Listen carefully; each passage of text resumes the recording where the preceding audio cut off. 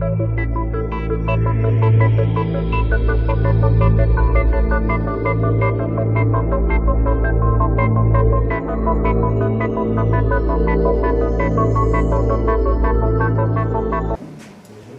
name is Julius Awemo, and I belong to the individuals that were charged the task to organize this seminar for today, alongside with Dr. Ivo Aze, under the able leadership of the chairpersons of the organization committee of all the events, Dr. Quincy Azongwara and Mr. Joel Asongwe. So, ladies and gentlemen, distinguished Shesans, the title of this symposium is Self-Employment, Be Your Own Boss. We should use this symposium as a forum to address certain issues and certain questions concerning the African diaspora in Germany. When looking at the African diaspora, those who choose the path of self-employment, there is one word which we can use, generally used to describe all of them, or what they are doing. Maybe the exception is the rule, but the word which we can effectively use to describe is the word limited. Limited in one point concerning the different business ventures. I mean, if we look at it critically, I know there are some exceptions, but if we look at it critically, most of the business ventures by the African diaspora include the groceries, Afro shops as we call them, hairdressing, or business with used cars. Limited in clientele.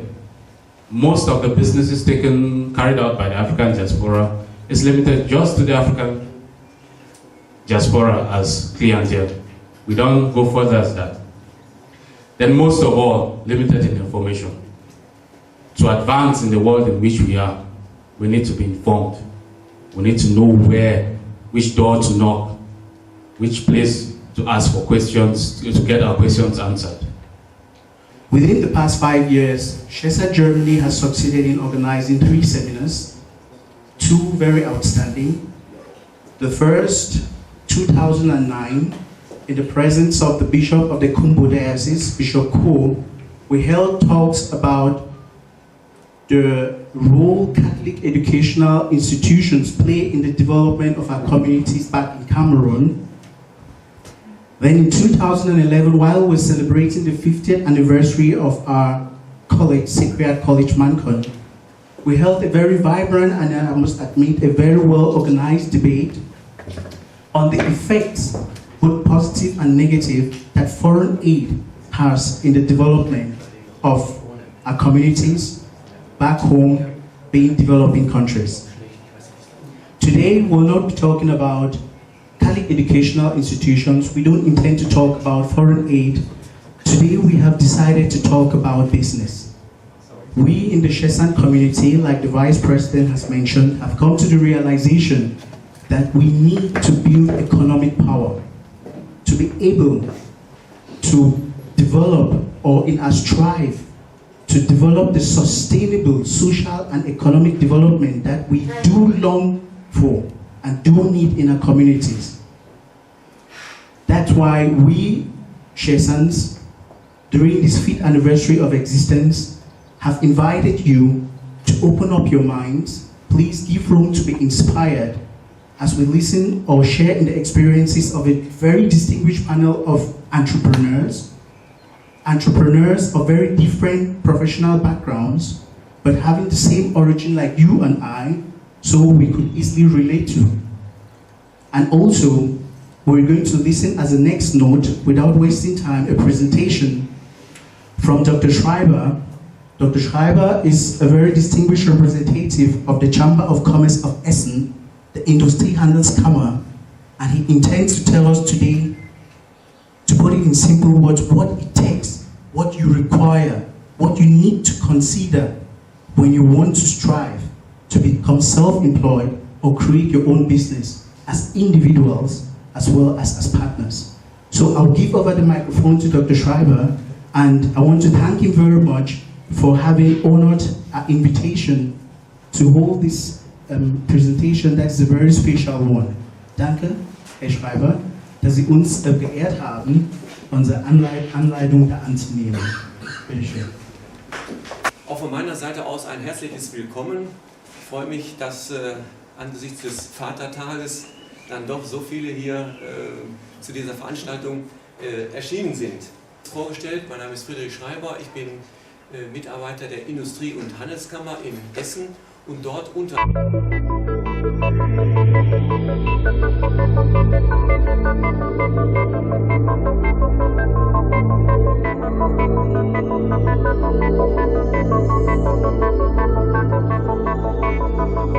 Oder wie sieht es damit aus, dass Sie Stresssituationen auf Dauer standhalten können? Oder haben Sie Erfahrungen im Vertrieb, verfügen Sie über ein Instrument, dann heißt das, dass man so einen Unternehmensplan oder ein Konzept nicht nur zu Beginn einer selbstständigen Tätigkeit aufstellt, sondern dass man so ein Konzept ständig macht, auch wenn man schon als Unternehmer tätig ist, als Plan für die kommenden Jahre. Über Ihre Person. Derjenige, der das liest, möchte ja wissen, wie ist denn die schulische Ausbildung, wie sieht die berufliche Ausbildung aus, kann man daraus erkennen, dass Erfahrungen vorliegen im kaufmännischen Bereich, im branchenspezifischen Bereich, dass also entsprechende Branchenerfahrung oder Ähnliches vorliegt. Es ist wichtig, dass da herauskommt, dass da derjenige auch über die notwendige Kompetenz verfügt. Es gibt so gerade bei Kreditinstituten einen Spruch, der lautet, ein erstklassiger Gründer und ein zweitklassiges Konzept ist besser als umgekehrt. Ein erstklassiges Konzept, allerdings nur ein zweitklassiger Gründer. Sie merken, es kommt entscheidend auf die Person des Gründers an. Dass man also einem erstklassigen Gründer zutraut, ein Konzept, welches vielleicht nicht in allen Punkten so gut und stimmig ist, dann auch erfolgreich umzusetzen. Bringt sie auch wirklich Erfolg? Konkret ausgedrückt, können Sie oder werden Sie mit dem, was Sie da machen wollen, auch genug Geld verdienen, damit Sie davon leben können. Denn nur dann bringt das ja etwas. Die Idee reicht allein aber auch immer noch nicht aus, denn auch das kann dann zum, ich will es mal Flop nennen werden, wenn nicht eine entsprechende Nachfrage besteht. So, und die Markterkundung, die ist jetzt das Bindeglied zwischen der Geschäftsidee und der Realisierung Ihres Wunsches nach Selbstständigkeit. So, und da müssen Sie zunächst mal schauen, welche Kunden wollen Sie denn ansprechen? Das könnte man auch nennen, welche Zielgruppe haben Sie sich ausgedacht? Bei der Beratung, wenn wir diese Frage stellen, kommt dann schon mal die Antwort, alle Kunden, alle können das gebrauchen. Wir haben hier in Deutschland etwa 30 Millionen Haushalte, kommt jetzt nicht auf 2 oder 3 Millionen an. Und diese würden Sie jetzt mit einem Briefpost anschreiben. Sie sind doch schon vom Porto her dann pleite, bevor Sie angefangen haben.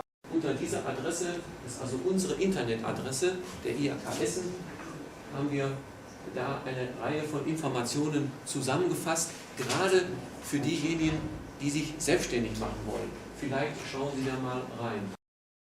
Ladies and gentlemen, like I said, it's open for questions. If you have any questions, you ask. Even if you want to ask Dr. Schreiber how to get the money for your business, feel free to ask. So, anybody has a question? Also ich bitte um Nachsicht, dass mein Englisch leider nicht so gut ist. Meine Englischlehrerin hat sich zwar sehr bemüht, aber vergeblich bemüht. Worauf ich allerdings stolz bin, ich habe im Abiturzeugnis ein Ausreichend bekommen.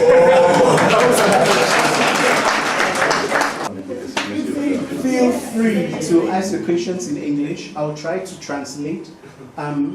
By origin of my occupation is medicine, so I will turn over to the entrepreneurs to do translation when it comes to economic questions.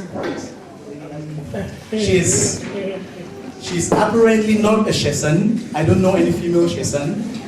There are Shesan, so there's Shesanettes.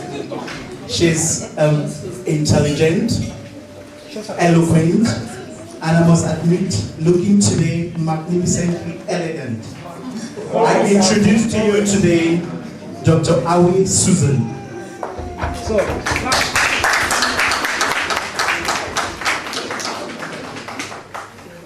Good afternoon. Can you hear me in the back? Yes. Oh, good. Good afternoon, and once again, welcome to such an 5th anniversary, second part of our program today. Our roundtable discussion, even when the table isn't round. And just a remark on what he said, he had to emphasize that I'm looking good today because that's not usually the case.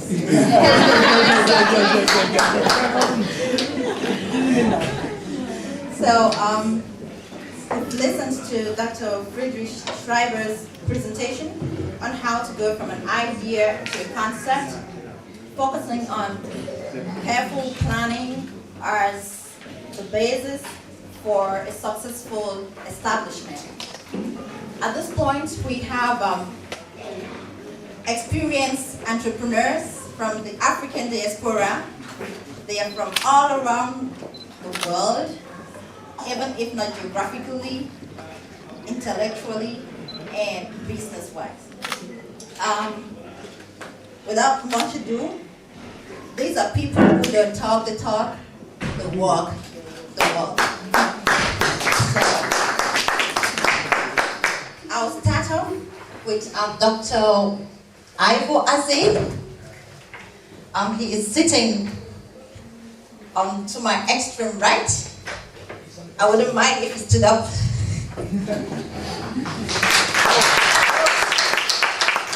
He came to Germany like most of us to study. He studied medicine in Göttingen, and he runs his own private practice specialized in oncology in Gelsenkirchen.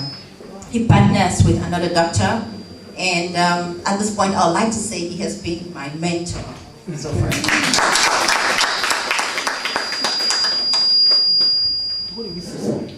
From one extreme to the next, we have Dr. Fru Denke.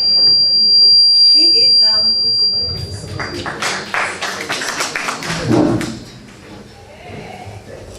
the CEO of PBS, his own private company. It's a limited enterprise based in Erftstadt, Blisheim, and provides professional business solutions in the area of mobile applications and mobile architecture. Actually, that sounds like Greece to me, or like Greek to me. Somewhere along this line, he'll tell us more about what he really does and how his business functions. Then, as the next person, next to him, to Dr. Denge, it's a very, actually we only have strong women here, out there, here, up here. A very confident, powerful, influential woman, Mrs. Eni Muyang Tata. She shares she happens to share her first name with me. She's also called Susan, so maybe you should name your daughter Susan. She came all the way from Reutlingen, all the way from Tübingen. There she runs. She's the founder and CEO of Afrique Active. It's actually into culture, intercultural exchange. They run events and organize events based on cultural exchange. And since 2010, she has been the founder and the editor-in-chief and the main organizer of the Tübingen African Festival. So it's an international festival since last year, they brought out their magazine. The first edition of the magazine was for free, just to get people curious, let them know, get acquainted with what they really do. At some point, she's going to go more into that, and she's going to talk about it herself.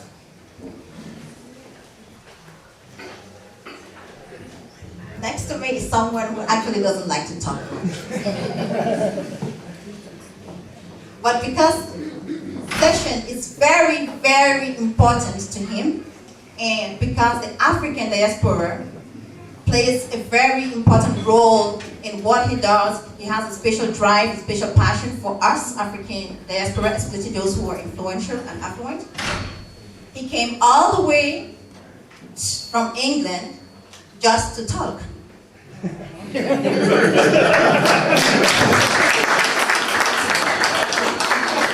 and gentlemen, I present to you Mr. Caleb Tanfu. You stood up too short, please.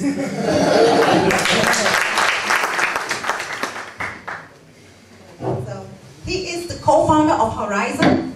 It's a public service and civil society platform which is geared towards aligning influential and influent Africans in diaspora to contribute towards development back home. So this is a man who works internationally, who is a coordinator, a mobilizer, and he comes from a banking and finance background, and is also a partner with important businesses which operate in Cameroon, Germany, Denmark, and in the UK. Now to the next lady on the panel. Actually, I don't need to introduce her because everybody knows her. I would still ask her to stand and you could say her name.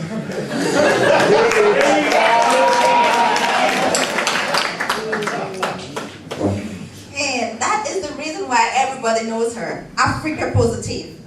This woman has, in the past 15 years, put all her energy together in this magazine, which has contributed a whole lot towards your image as an African in Germany, in Europe, and in the world positively. One of the first people in Germany who took upon themselves to change the press image of Africans. She's not a journalist. She's actually a computer scientist. Studied in Dortmund. And she's not only editor-in-chief and founder of the magazine, she also runs her own private business, African Positive Events, which also specializes on events and African cuisine. So, welcome. Thank you for coming despite your busy schedule. And last but not least, it's another man who actually doesn't like to talk. So that explains a whole lot why I sat between two of them. Yeah. This is Mr. Kenneth Najimer. He is also very prominent in the North Rhine region. He is a Soban.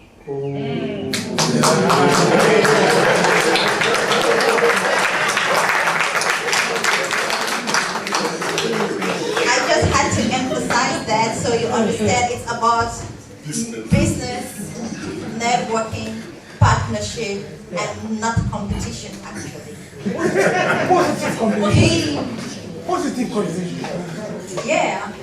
You're not afraid of challenge. So he is the owner, CEO of Well Connect Rise Bureau. That's a travel agency in Essen. So he knows, it's someone who knows what it takes to work with people who want to travel, the nervousness, the excitement, the disappointments, you know. So during this course, we're going to have all these brilliant minds who have come to talk.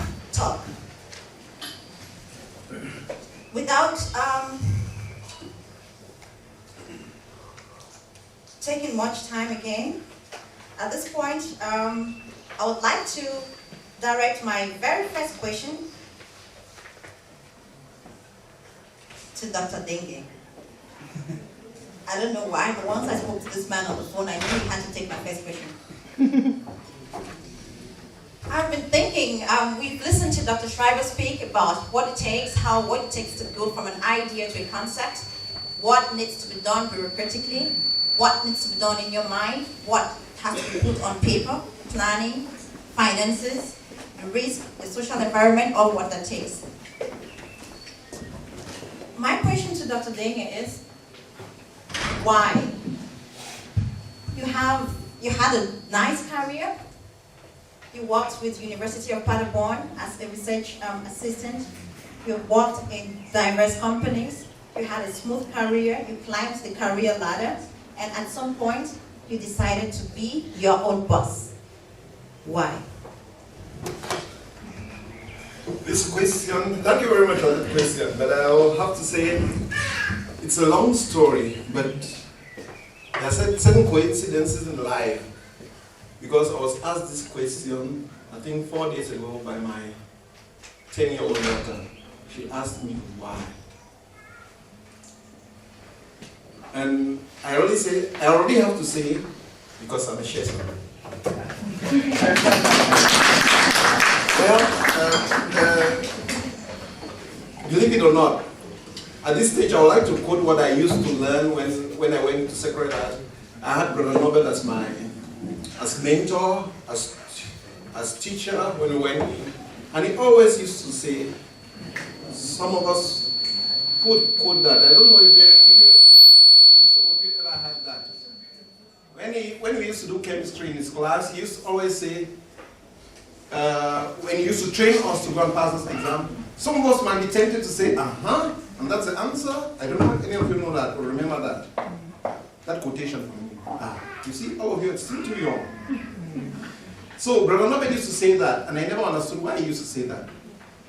I was always tempted to say, I wanted to do some work, and I worked really for very big companies, and I did something interesting in life. After working for companies for quite a long time, I said, that's not it. You give services to people, you write software. I mean, my job was writing software for companies, and I wrote software, a lot of software, which I said, okay, our job is to send us, to keep us away from working, because we want to foster a life as customers, as a customer when we serve. We want to give good software so that you don't call us next time. That's our job. So I wrote that software a lot, and after writing that for more than 10 years, I kept on saying, no, that's not it. Because the customers, I must go on the other side of the customer and try to explain to the customer what we are really trying to do.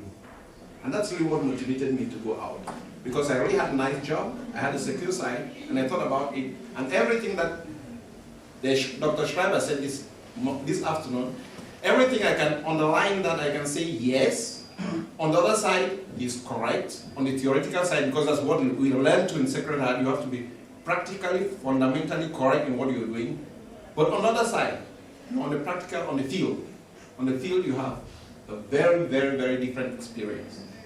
And you must go into it, and you must solve the problems on the field. And when my daughter asked me that question, so now you understand. She didn't understand why, because she sees me day and night, I scarcely sleep.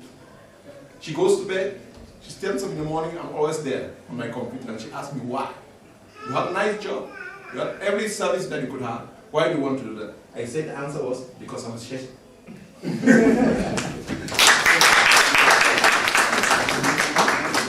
His services, he could deliver his products, and his boss was happy, but he had to leave. He had to take the risk.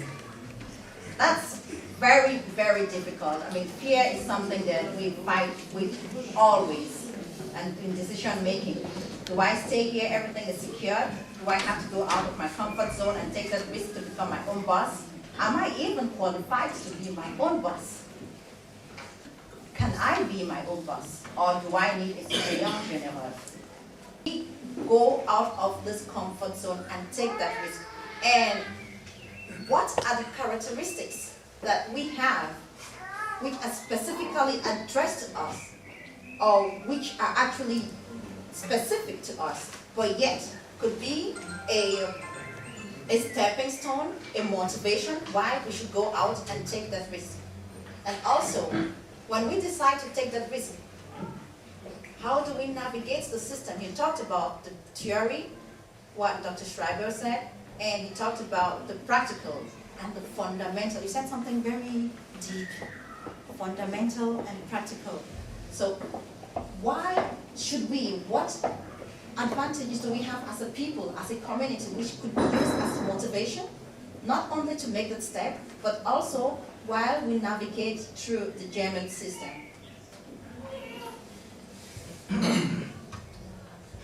Yeah, thank you very much, Susan.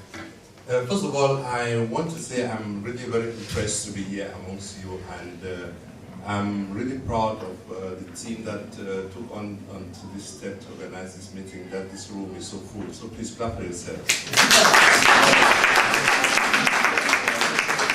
I say it's a special pleasure for me to sit beside the Tata. I've been seeing her very often on TV talking about African issues, and today I'm sitting beside her. And yeah, being your own boss. Actually, I had another experience compared to Dr. Ndege. Actually, I was comfortable in the hospital, of looking for another job, and I had one boss who was nice to me, and he told me, there are some professional secret information going around. When you have good connections to certain people, they tell you that, okay, there's one guy, there's a seat in execution, to become a consultant there, am I interested? Oh, I said that, okay. I just came back from Cameroon when my mom died. I said, okay, let me go and see how things are there. So I went to represent this guy. He was not there that day. And yeah, I got into the room, and I was greeted, and they showed me the room. I went outside. And after a few minutes, they asked me what do I want to drink. Coffee, of course. In medicine, you need some coffee every day. And I was served coffee, man. I said, this is great, man.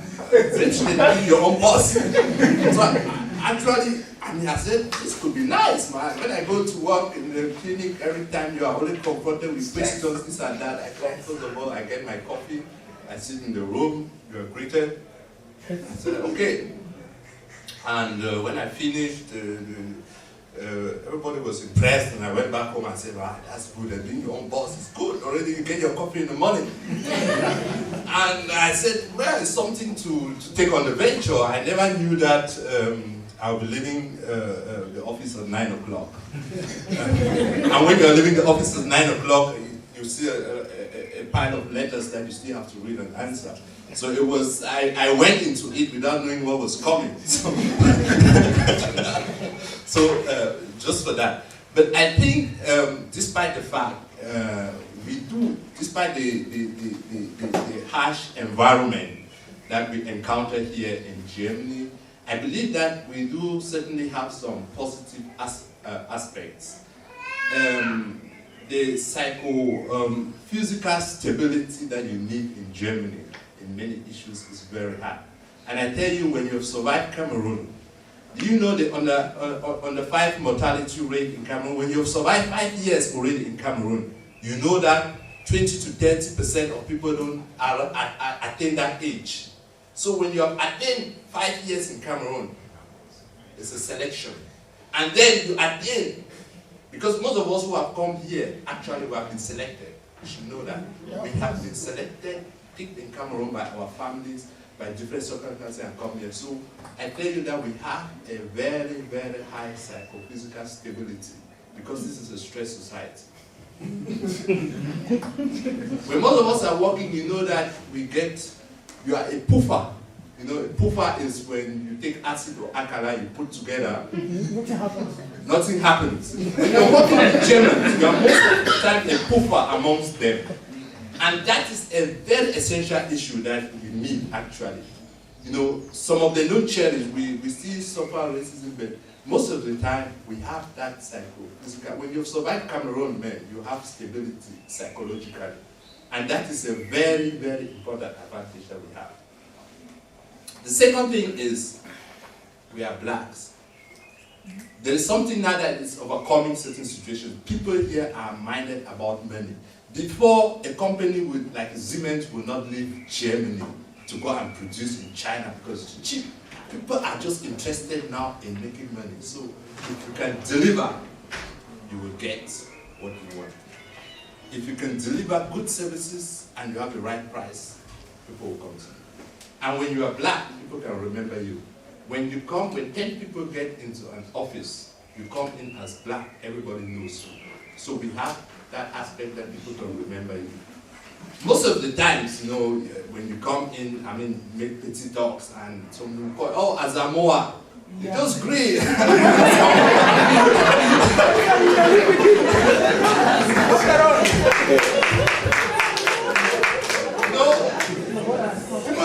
In the society here, they don't make small talks. They make that small talk. Say you're Azamoa, let's go and play football, chat with them about football. What you're out for is to make money. You want to get something, So tell them your story. Tell them your story about Cameroon and what you went through. Our stories are not boring.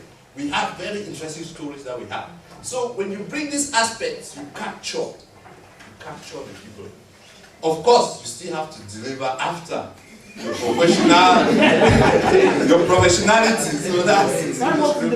But use these factors to reduce the tension into that thing and make it up. So those are the things actually that we have that are positive despite the harsh environment we have in. And then the other aspect was navigating within the society in Germany. I've noticed that this country, there is a system there, First time I was always thinking, oh, this position, Resh and Batch, Toya Barata, these things are boring, they are top things, and we don't want to have anything to do with them. Resh and Batch are the richest people here because nobody pays them from the pocket. Everything is paid by position. So these things are actually important. When I was selbstständig, I wanted to invite my uncle. I went to this Behörde. He said, you have to show how much you earn. I just started now, you don't know how much you are going to earn. You go and bring your condo house to you, the woman tell me that, I don't know how much you earn. So I went and said, but what do you need? He said, I need something from Stoya Barata or something like that. So this is the system. At the moment you have something from the Stoya Barata, even it's just prognosis, that paper, it goes through every office. They just look out, it's from Stoya Barata, it's correct, So that's the system. At the moment, when you look at the Stoya Barata, you look at the Resh Anvat, the track, position, it's complicated, but I tell you, that money is worth it. I'm a physician. 30% of the people coming to me are not coming because they are sick. They are coming because the system demands them certain documents. Beshani going here, Beshani going there. That is the aspect, So when you are independent, when you are your boss, you have to use your Stoya Barata, you have to use your Resh Anvar. Take those papers. When you go and put it in every office, it is too complicated. They say, okay, it's from Stoya Barata, it is correct. That is how it functions.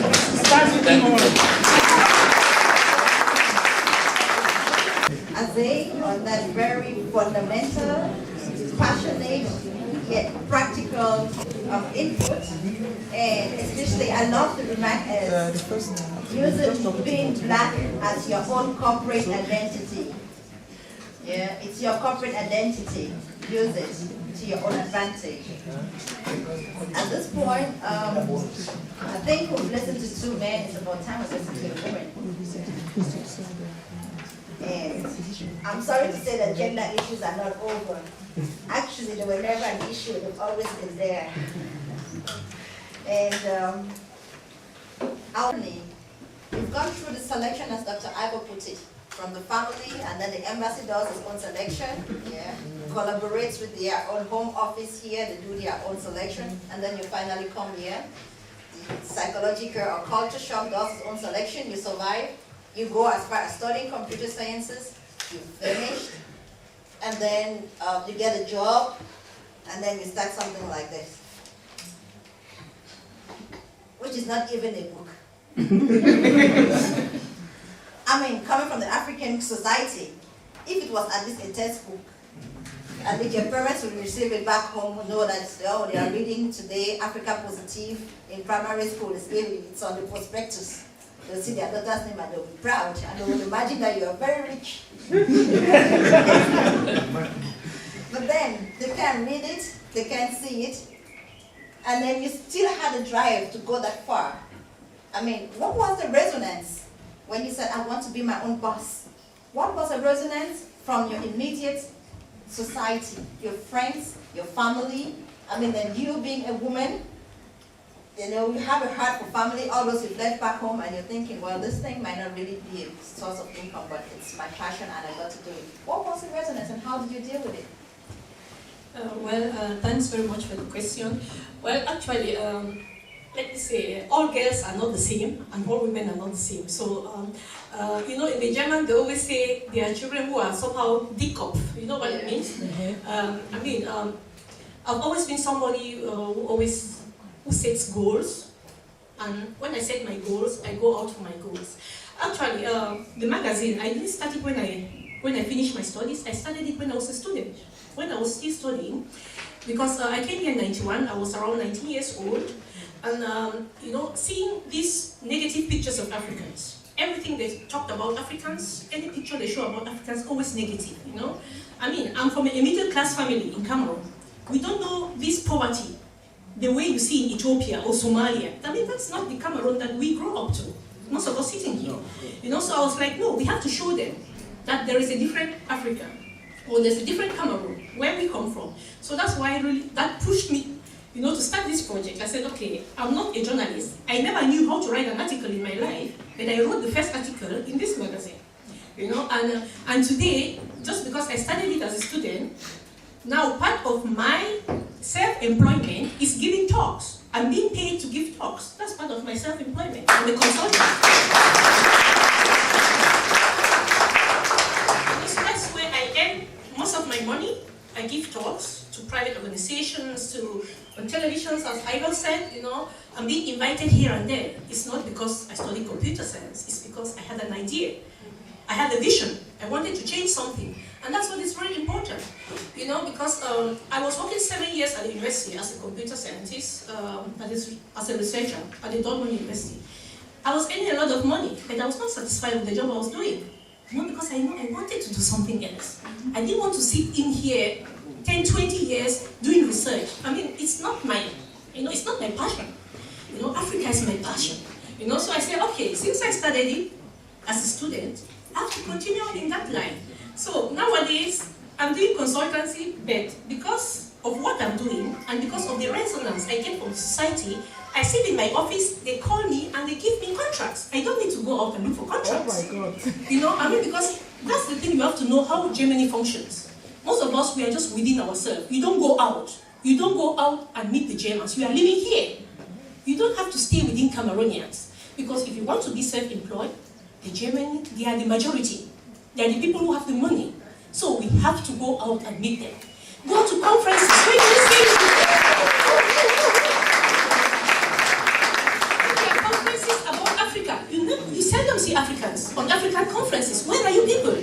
When they say, come out, discuss about your issues, we don't see you. You have to go out and sit with Germans and talk about our futures here and about investment in Cameroon or investment in other African countries. We have the competence, but where are we? And that's the question.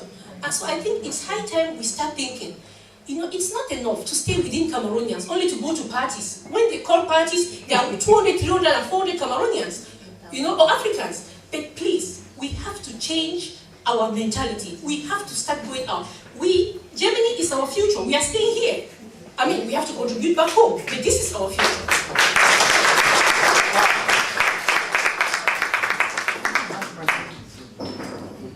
Wow.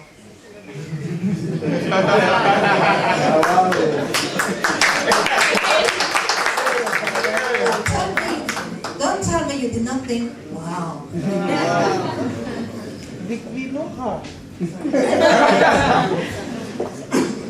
Thank you very much for that hearty input. On that note, her magazine African Positive is celebrating its 15th anniversary this year. They have brought out a special edition of their magazine. She has some copies here, but you can as well. It's good to give them for free, but you know, we're talking about business here. You can also find it at most train stations, Urbana, if you don't have it, then I mean, at your own mainstream station, you have to pass through Düsseldorf. We have it. I saw it there. Yeah, well, you're right today. Back to what she was saying. They are organizing in this light 2 events this year. Africa conferences on Africa,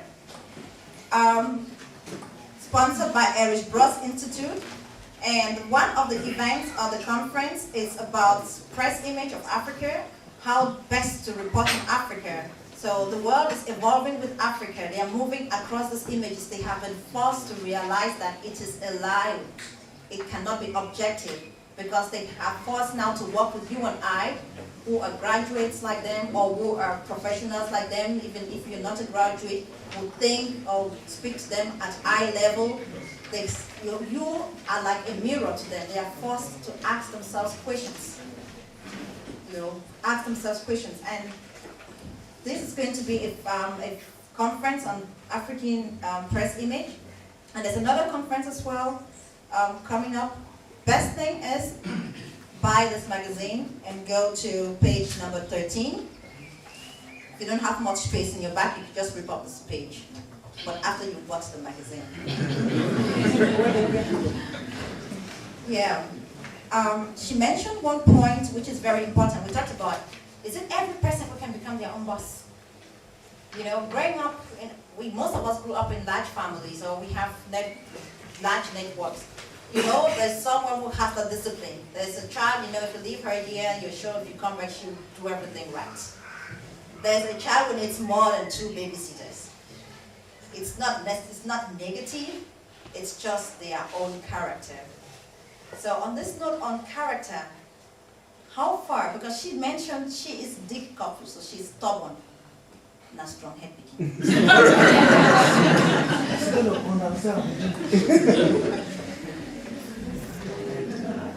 And we come from a culture where strong head pickings are not liked.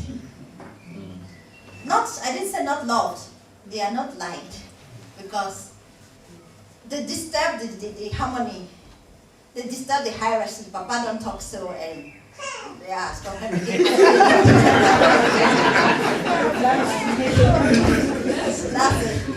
That's a child with an opinion. They think further, they have their own idea and they go for it. How much of that is a capital? How much of character is a capital? This question I would like to direct it to to Mr. Tamfu. He works a lot with affluent Africans in diaspora, bringing people on board. He has encountered a lot of people, entrepreneurs, investors, and he knows how much character could play a role. And how much does our society as African influence as well? The psychodynamic of going out there and being your own boss based on character. Thank you. I think I'll start by saying about the bad news. And the bad news is that Africa is open for business, Cameroon is open for business, but Cameroonians don't know and Africans don't know. I'll start by kind of explaining why, and also I'll kind of explain why. If we go back to our history of going to school, those who went to school from the 60s to the 70s, they'll tell you of how it was difficult to even get admission to school. It was a privilege to even get to have a school, and they tell you of the story of carrying their boxes and walking kilometers and kilometers to go to school. Then education was the priority. Moving to the 70s, from the 70s to the 80s, it was then taking it further. You hear the stories of those who made it to Ngwa, made it to a government job. That was the priority. And those that existed were those that made it. Moving to the 80s, early 90s, and 2000, it was then coming to Europe and studying abroad. So it was that independence of education. So we've moved from the 60s and 70s, where education was a privilege, to above a level where it was then an option, and not just nationally, but internationally. We could study, and that's why all of us are here. So that is saying that we are going to university, surviving, having a job, and staying abroad is not an option anymore. We have a bigger goal to fill, and that goal now is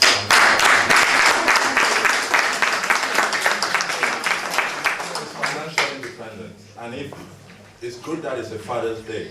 So if, as a generation, we cannot guarantee the daughters and sons that we brought to this world their financial independence, that's a responsibility we have for the next generation. We have failed. It's as simple as that. And going back to, and I'm linking that because that's why character is a perception issue. The perception issue links to what I said about the backstory. It's looking, first of all, at the asset that we've got as Shesans, as Cameroonians, and as Africans. It's not even thinking of adding, and how do we contribute and generate value based on the existing asset. So it's not even doing anything more, it's just switching your perception. And that's what character is all about. All you need to do is check the business class and the first class when flying back home or flying to Africa. The richest Africans are no longer abroad, they're in Africa. Yes. So,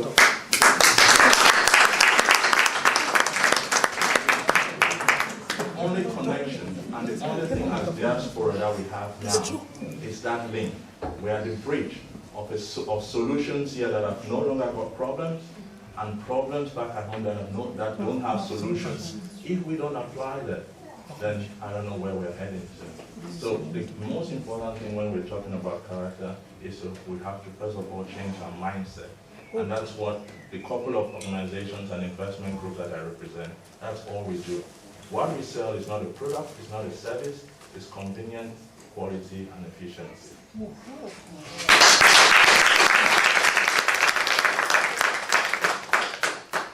Did he say he doesn't like to talk? Precise and straight to the point. And at this point, our audience is very alive, actually. I see them nodding. I see them smiling. I see them frowning. Even the babies are talking. So if there is any input at this point, feel free.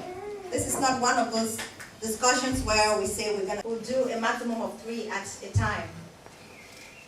But for the very first question, it's going to come from me, and it's going to go to the crowd. Sounds good. Please forgive me now. I just want to know, you talked about mindset. What is your mindset about Africa now? Fourth role from me. Please feel free to say your name, where you're coming from. Okay, my name is Sake Fokop. As Mr. Awemu just said, I'm the Vice President and actually current, let's say, acting President of Shesa Germany. Oh, sorry, I didn't get to embarrass you. It's okay. It's okay. Okay, I live in Britain. And I'm actually a PhD candidate at the University of Britain. So to your question, what's the mindset of Africans here in Germany? Your mindset. Oh, my mindset. No. Okay. Okay, my mindset to Africans in Germany. Well, it's just like Mrs. Vieta said, we are living in a country, but we are kind of hidden. We don't show up. And we complain a lot about injustices, but somehow we do nothing against it. So I believe the mindset of Africans in Germany, I think we are still too reserved. That's my impression. We're still too reserved. We still have to come out. We still have to come out and show ourselves. Because just from my personal experience, I've also attended certain conferences, maybe not the conference which Mrs. Vieta attended, but the presence of Africans, especially conferences which relate to Africans, it's discouraging. So I believe we have to come out. We're still too reserved. That's my opinion. Thank you.